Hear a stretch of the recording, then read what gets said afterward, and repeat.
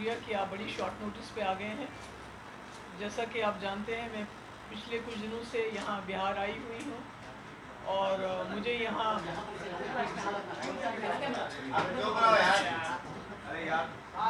اگر آپ کو بات سننی ہے تو سن لیجیے, اگر آپ کو آپس میں جھگڑا کرنا ہے تو پھر مجھے وہی بتائیے. تو یہاں مجھے کئی جگہ جانے کا موقع ملا, جس میں نالندہ میں ہمارے جو وہاں کے راجا رہے ہیں یوسف شاہ چک, ان کی وہاں مزار ہے. اور اس کے بعد بودھ گیا گئی, میں بہت اچھا لگا. اور آج میں گئی تھی یہاں گردوارے گوبند سنگھ جی کے ہاں, تو اچھا لگا. میرا ایکسپیرینس بہار کا بہت اچھا رہا. اور خاص کر نتیش جی کے ہم بہت شکر گزار ہیں کہ انہوں نے نہ صرف مجھے موقع دیا یہاں جانے کا, بلکہ ہم سب لوگوں کو جو اس وقت اپوزیشن کی پارٹیز ہیں ان کو اکٹھا کرنے میں انہوں نے بہت بڑا رول ادا کیا ہے. اور سب لوگوں کا یہی تھا کہ جو اس وقت اٹیک ہو رہا ہے آئیڈیا آف انڈیا کے اوپر, کانسٹیٹیوشن کے اوپر, ڈیموکریسی کے اوپر, سیکولرزم کے اوپر, اس کو کسی نہ کسی طریقے سے بچانا ہے. ویسے بھی ہم نے دیکھا کہ جب ہمارے لیڈر, جب ہمارے پرائم منسٹر صاحب باہر چلے جاتے ہیں, امریکہ چلے جاتے ہیں, تو وہاں وہ گاندھی جی کی مورتی کو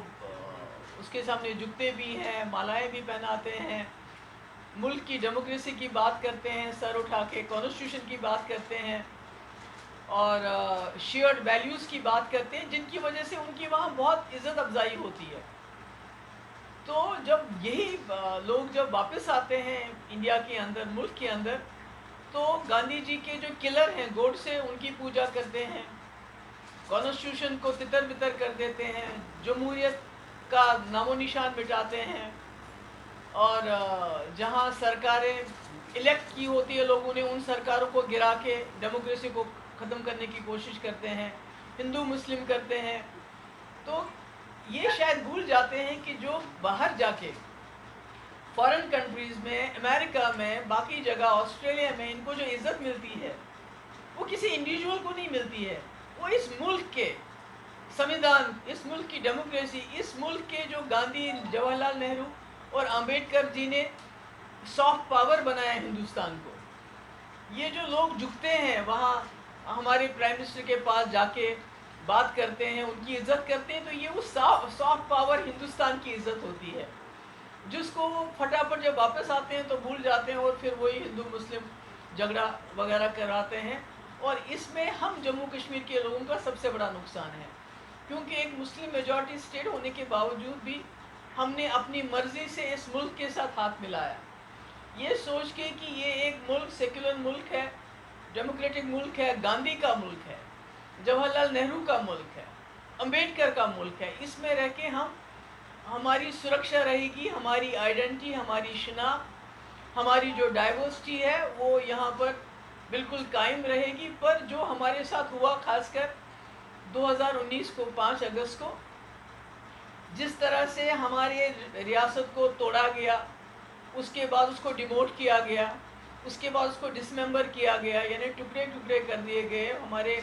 جو اختیارات ہیں وہ چھینے گئے, اور بدقسمتی سے اس وقت جتنی بھی اپوزیشن پارٹیز تھی زیادہ تر تماشا دیکھتی رہ گئی. ان کو یہ پتہ نہیں چلا کہ جو آج کشمیر میں ہو رہا ہے وہ کل ان کے ساتھ بھی ہو سکتا ہے. جموں کشمیر کی جو اسپیشل اسٹیٹس ہے وہ کوئی ہمیں پاکستان یا چین نے نہیں دیا تھا, وہ اسی ملک کے سمویدھان نے دیا تھا. اور اس کی پروٹیکشن کرنا, سمویدھان کی پروٹیکشن کرنا, کوئی بھی سرکار بنے, کوئی بھی جماعت بنے, ان کا پہلا فرض ہوتا ہے کہ جو سمویدھان میں لکھا ہے اس کے اوپر ہم عمل کریں, نہ کہ اس کو سبورٹ کریں. تو اس کو تماشا دیکھتے رہے, کیونکہ ہماری جو جموں کشمیر کی جو اسمبلی تھی, موسٹ پاورفل اسمبلی تھی پوری کنٹری میں, اور ایک کوآپریٹو فیڈرلزم کا جو کانسیپٹ ہے وہ اگر دیکھا جائے تو جموں کشمیر اس کا ایک سمبل تھا. پر سارا انہوں نے اس کو جو تباہ کیا, اور بدقسمتی سے جو لوگ ہیں بی جے پی والے اور ان کے بھکت تو اس میں مٹھائیاں بانٹ ہی رہے تھے, پر ہمارے اپوزیشن والوں نے بھی وہاں کافی لوگ تھے جنہوں نے وہاں ٹیبل بجایا. اور آج ان کو سمجھ آ رہی ہے کہ جب دلی میں آرڈیننس آ گیا, جب باقی جگہ انہوں نے سرکاریں گرائی, ہماری تو جموں کشمیر میں سرکار بننے ہی نہیں دی. ہماری جس وقت ہم سرکار بنانا چاہتے تھے 2018 میں, تو सत्यपाल मलिक साहब ने कहा मेरा फैक्स खराब हो गया। तो यानी जमहूरियत का, डेमोक्रेसी का, जिसका बाहर के मुल्कों में जाके ये डोल पीटते हैं, वहाँ तालियां बजवाते हैं, तो उसका